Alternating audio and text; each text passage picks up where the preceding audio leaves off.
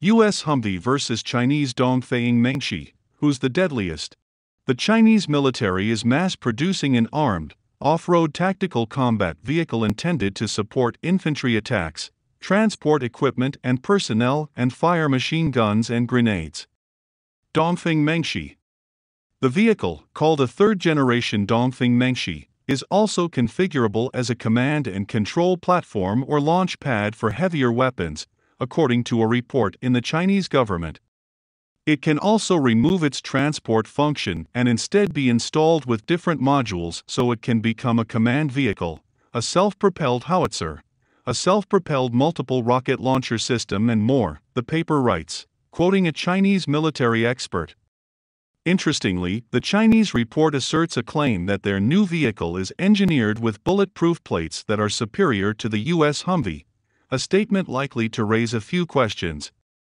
Certainly, specifics related to the armor configuration of the vehicle are not likely to be available, yet the new vehicle would need to be substantially fortified with new protections to rival the combat performance of an up-armored Humvees. U.S. Army MRAP all-terrain vehicles.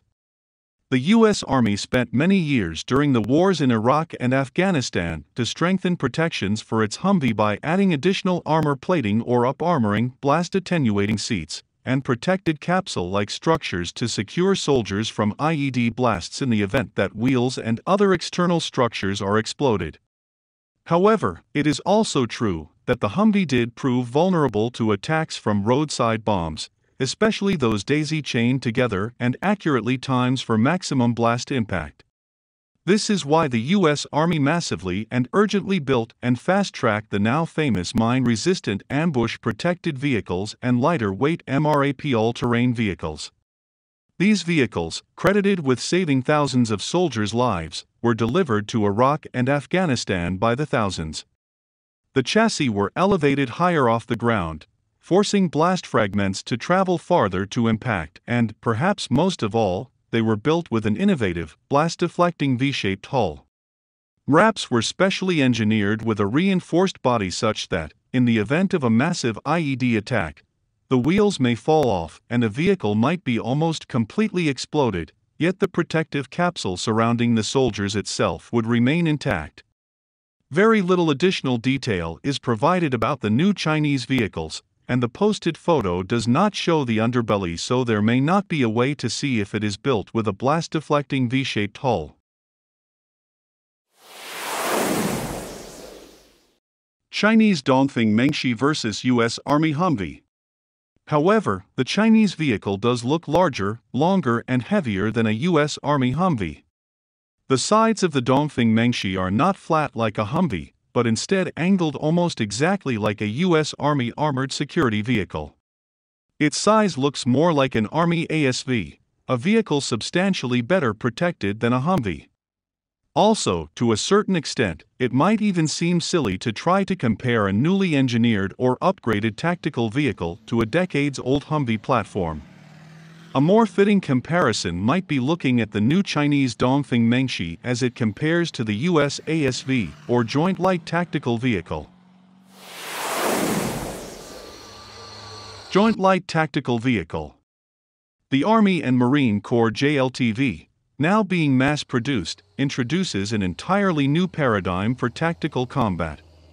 It is entirely possible that the U.S. Army's cutting-edge JLTV, built for survivability in counterinsurgency missions as well as great power warfare, is vastly superior to the new Chinese vehicle when it comes to protection and combat capability.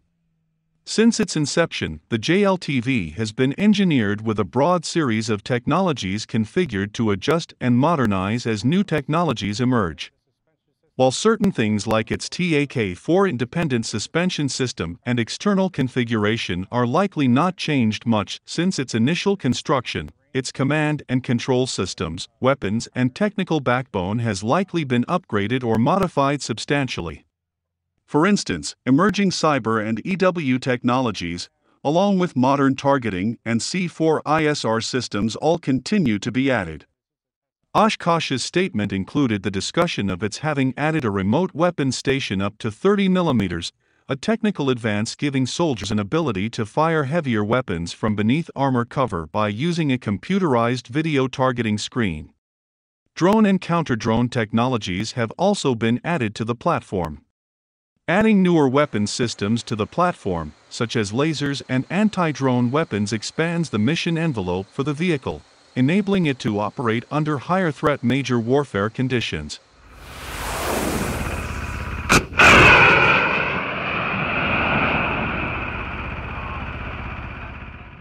Air defense. Lasers can of course attack drones, ground targets, and even enemy helicopters at long ranges, as well as perform varying degrees of optical surveillance. They can also be precise and cause less collateral damage to buildings, enemy vehicles, or nearby personnel should the vehicle need to attack in an urban area. Advanced sensors, by extension, can greatly expand the reconnaissance missions for the platform as well, giving it the opportunity to function to a greater degree as a forward operating node in a larger network. The JLTV's adjustment to incorporate a greater degree of air defense is also quite significant, as it aligns with a broader Army strategic move to emphasize heavier weapons and short-range air defense for its combat vehicles.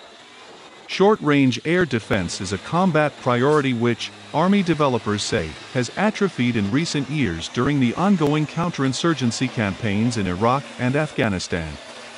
Stryker vehicles, for instance, are now armed with an ability to vertically fire Hellfire missiles and even lasers at enemy drones and helicopters as part of the Army's recognition that combat air defense is again emerging as a significant threat area in today's great power threat combat environment.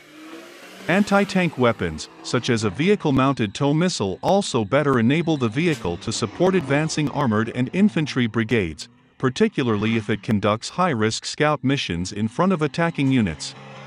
The US JLTV, therefore, is not only built to withstand IED attacks and other kinds of threats fundamental to anti-terrorist or counterinsurgency operations, but it is armed for major warfare against a heavy force with weapons such as rockets, lasers and missiles, advanced sensors, computing and various scalable armor protections,